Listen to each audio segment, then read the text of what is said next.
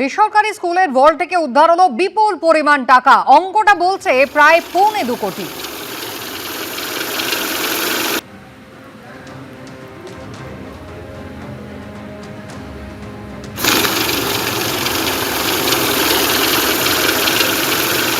কাঁচরাপাড়ার হার্নেট high স্কুলের ঘটনা, যেখানে বেসরকারি স্কুলের ভল্ট থেকে উদ্ধার হচ্ছে 2.25 কোটি টাকা। গভীর রাত পর্যন্ত টাকা গোনার মেশিন এনে চলেছে গণনা। ইতিমধ্যে হিসাবরক্ষক এবং তার জুনিয়রকে পুলিশের হেফাজতে তারা। কথা বলবো আমাদের প্রতিনিধি সমীরণ পাল আমাদের সঙ্গে রয়েছেন এই মুহূর্তে সরাসরি স্কুল চত্বর থেকে। সমীরণ, রাতভর এই টাকা গোনার কাজ চললো। একটা প্রাইভেট স্কুল, তার ভল্টে প্রায় 2 কোটির কাছাকাছি টাকা মজুত করা হলো। কারা মজুত করলো, এর সঙ্গে কাদের যোগাযোগ রয়েছে? কুসুমিতা, তারই উত্তর জানার চেষ্টা করছেন পুলিশ আধিকারিকরা। কাঁচরাপাড়ার হার্নেট ইংলিশ মিডিয়াম স্কুল, এবং সেখানে গতকাল সন্ধ্যাবেলা ঘটনার সূত্রপাত। এই স্কুলের অধ্যক্ষের সঙ্গে হিসাবরক্ষকের একটি বাদানুবাদ হয় এবং টাকা পয়সা সংক্রান্ত বিষয় নিয়ে, এবং অনেক কিছু হিসাব চাওয়া হয় হিসাবরক্ষকের কাছ থেকে, এবং তখন গন্ডগোল শুরু হয়। এবং তখনই এই স্কুলের মধ্যে যে ভল্ট, সেই ভল্টের হদিশ পান অধ্যক্ষ, এবং খবর দেওয়া হয় বীজপুর থানার পুলিশকে। পুলিশ এসে গতকাল সন্ধ্যে থেকে গভীর রাত পর্যন্ত তল্লাশি চালায়। আমি এই মুহূর্তে স্কুলের সামনে রয়েছে, ক্যামেরাম্যান তরুণ তোমাকে ছবিটা দেখাচ্ছে, যে কাঁচরাপাড়ার হার্নেট ইংলিশ মিডিয়াম স্কুল, এখানকার যে স্কুলের যে ভল্ট, সেই ভল্টের মধ্যে রাশি রাশি টাকা প্যাকেটবন্দি অবস্থায়, একাধিক প্যাকেটের হদিশ পাওয়া যায়।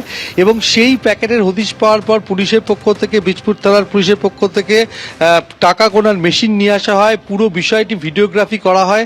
গভীর রাত পর্যন্ত টাকা গোনার প্রক্রিয়া চলে। সেখানে দেখা যায় যে থরে থরে টাকা রয়েছে, 500 টাকার নোট, 100 টাকার নোট, 200 টাকার নোট।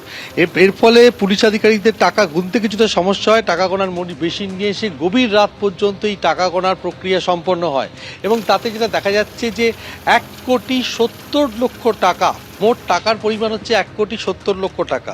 এবং এই এত টাকা কোথা থেকে এলো, তারই উত্তর জানার চেষ্টা করছে বীজপুর থানার পুলিশ। ইতিমধ্যেই এই স্কুলের, অর্থাৎ এই স্কুলের যিনি অ্যাকাউন্টেন্ট এবং জুনিয়র অ্যাকাউন্টেন্ট, তাদেরকে আটক করে জিজ্ঞাসাবাদ করছে বীজপুর থানার পুলিশ, কেননা এই টাকাগুলো তাদের হেফাজতেই ছিল। এবং তোমাকে যেটা বললাম যে ঘটনার সূত্রপাত এই টাকার হিসাব নিয়েই সমস্যা দেখা যায় অধ্যক্ষের সঙ্গে। তারপরেই পুরো বিষয়টি হস্তক্ষেপ করে বীজপুর থানার পুলিশ এবং ব্যারাকপুর কমিশনারেটের শীর্ষ কর্তারা, অর্থাৎ ডিসি নর্থ থেকে শুরু করে সমস্ত শীর্ষ কর্তারা স্কুলে একে একে এসে পৌঁছয়। টাকা গোনার মেশিন নিয়ে আসা হয়। এরপরে পুরো বিষয়টি ভিডিওগ্রাফি করে গভীর রাত পর্যন্ত এই টাকা গোনার প্রক্রিয়া সম্পন্ন হয়। কিন্তু একটা বেসরকারি স্কুলে এত টাকা, নগদ টাকা কেন ভল্টের মধ্যে রাখা হয়েছে, তারই উত্তর তদন্তকারীরা জানার চেষ্টা করছে। কেন এই সমস্ত টাকা ব্যাংকে রাখা হয়নি, কেনই বা এত নগদ টাকা? কেননা এই সময় স্কুলে যেহেতু গ্রীষ্মাবকাশ চলছে, 15 তারিখ স্কুল খোলার কথা, কিন্তু এত পরিমাণ টাকা কেন মজুত রাখা হয়েছে তার উত্তর জানার চেষ্টা করছে। গতকাল রাত থেকে অ্যাকাউন্টেন্টকে জিজ্ঞাসাবাদ করা হয়েছে, এবং এখনো পর্যন্ত পুলিশ তার কাছে কোনো সদুত্তর পায়নি। কুসুমিতা, একেবারে সমীরণ, তোমার কাছে আবারও ফিরে আসবো। বীজপুরের বিজেপি বিধায়ক সুদীপ্ত দাস, তিনি কি বলছেন দেখুন।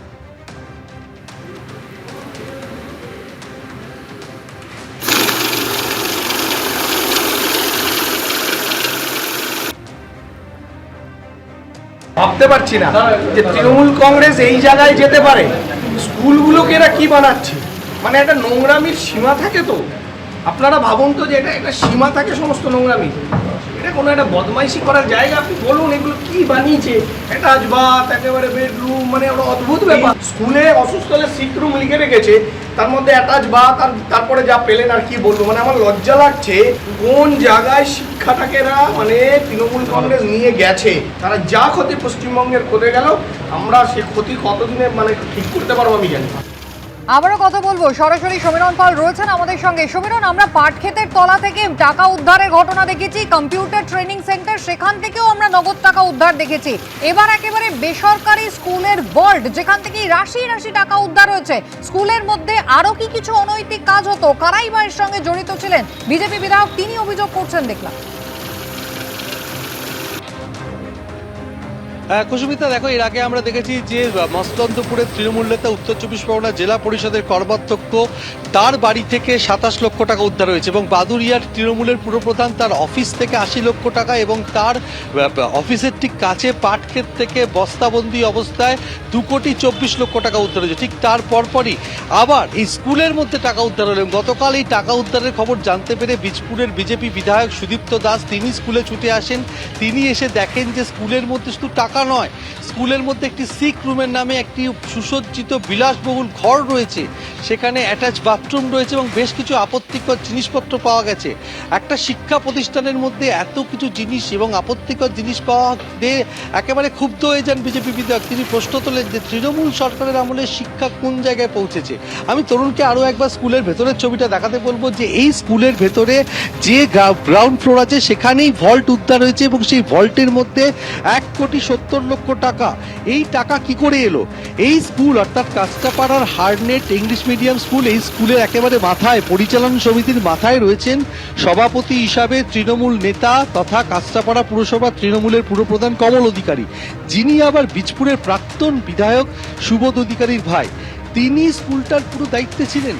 এবং শুধু তাই নয়, প্রাথমিক তদন্তে যেটা জানা যাচ্ছে যে সূত্র মারফত, যে এই যে অ্যাকাউন্টে তার যে মোবাইল ফোন, বেশ কিছু গুরুত্বপূর্ণ চ্যাট উদ্ধার হয়েছে, এবং সেখানে দেখা যাচ্ছে যে সেই চ্যাটে টাকা কোথায় রাখা হবে সেই নির্দেশ। অর্থাৎ এই যে টাকা, অর্থাৎ তৃণমূল নেতাদের টাকাই কি এখানে গচ্ছিত রাখা হয়েছিল ভল্টে, সেই উত্তর জানার চেষ্টা করা হচ্ছে। ইতিমধ্যে অ্যাকাউন্টেন্ট এবং জুনিয়র অ্যাকাউন্টেন্টকে দফায় দফায় জিজ্ঞাসাবাদ করা হচ্ছে। তার পাশাপাশি স্কুলের আরও এক কর্তার খোঁজ চালানো হচ্ছে, যে টাকাগুলো কার নির্দেশে এখানে রাখা হয়েছিল তারই উত্তর প্রাথমিকভাবে বীজপুর থানার পুলিশ জানার চেষ্টা করছে। কমল অধিকারী কাঁচরাপাড়া পুরসভা তৃণমূলের পুরপ্রধান। গত 4 মে বিধানসভা নির্বাচনের ফল ঘোষণা হয়, এবং সেই ফলে বীজপুরের তৃণমূল বিধায়ক যিনি ছিলেন সুবোধ অধিকারী, তিনি পরাস্ত হয়েছেন বিজেপি প্রার্থী সুদীপ্ত দাসের কাছে, এবং তারপর থেকে তার তৃণমূল পুরপ্রধান ফেরার এবং তার কোনো খোঁজ নেই। তারই মধ্যে তার যে স্কুল যেখানকার তিনি সভাপতি, সেখান থেকেই 1,70,00,000 টাকা উদ্ধার হয়েছে, এবং গোটা বিষয়টি তদন্ত করছে বীজপুর থানার পুলিশ। কুসুমিতা। সুমিরন, ধন্যবাদ।